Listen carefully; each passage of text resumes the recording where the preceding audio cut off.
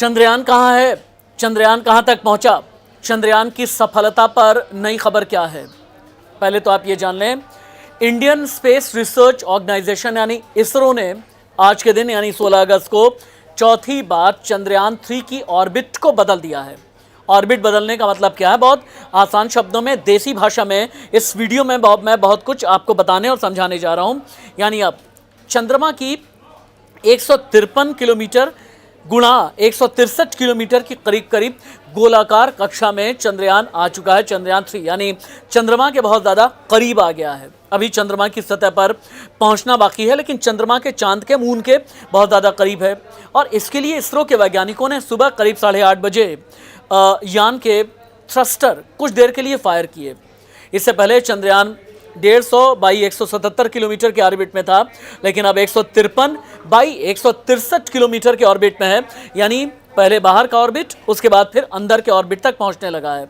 इस ऑर्बिट में करीब जाने का मतलब है चंद्रयान अब ऐसी कक्षा में आकर के घूम रहा है जिसमें उसकी चंद्रमा से सबसे कम दूरी 153 किलोमीटर की है और सबसे ज़्यादा जो दूरी है 163 किलोमीटर की है। बहुत कम दूरी, आप समझें 150 किलोमीटर के आसपास, यानी दिल्ली से रामपुर की दूरी आप समझ लें।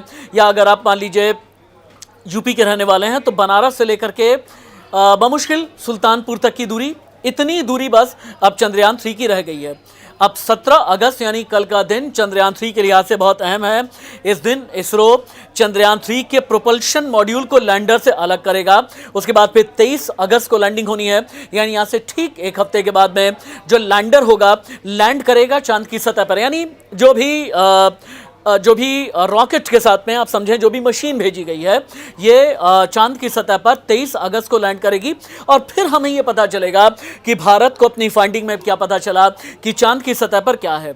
चंद्रयान में 3 मॉड्यूल हैं, लैंडर, रोवर और प्रोपल्शन मॉड्यूल। लैंडर और रोवर चांद के साउथ पोल पर उतरेंगे और 14 दिन तक इसका इस्तेमाल करेंगे। प्रोपल्शन मॉड्यूल चांद की कक्षा में रह करके धरती से आने वाले जो रेडिएशंस होते हैं इनकी स्टडी, इनका एनालिसिस, इनका अध्ययन करेगा। लैंडर और रोवर ही, आप ये जानना चाहते हैं ना कि चांद पर पानी की खोज कौन करता है? जो लैंडर और रोवर होगा ये चांद पर असली में पानी की खोज करेगा कि चांद पर पानी कितना है। 22 दिन के सफर के बाद चंद्रयान 5 अगस्त को शाम करीब 7:15 बजे चंद्रमा की कक्षा में पहुंचा और अब ये चंद्रमा की कक्षा के बहुत करीब है। चंद्रयान ने जब पहली बार चंद्रमा की कक्षा में एंट्री की तो उसकी ऑर्बिट 164 गुणा 18,074 किलोमीटर थी।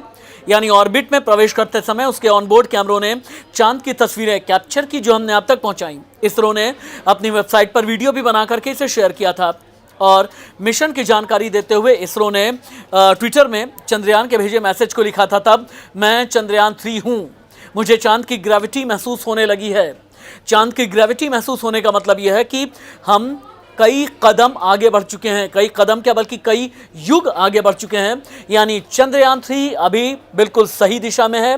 चंद्रयान 3 जैसा मैंने बताया, लैंडर, रोवर और प्रोपल्शन मॉड्यूल जैसे ही अपनी अपनी जगह लेंगे वैसे ही पता चलेगा कि चांद का असली तिलिस्म क्या है और भारत पूरी दुनिया को इस तिलिस्म को उजागर करेगा। नमस्ते।